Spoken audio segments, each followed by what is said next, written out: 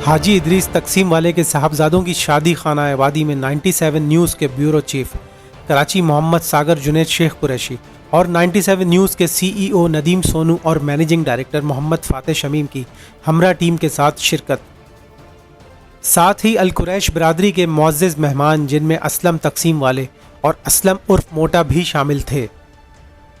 Cameraman Rashid चाचड़ के साथ bureau chief सागर Junaid Qureshi, 97 news Karachi.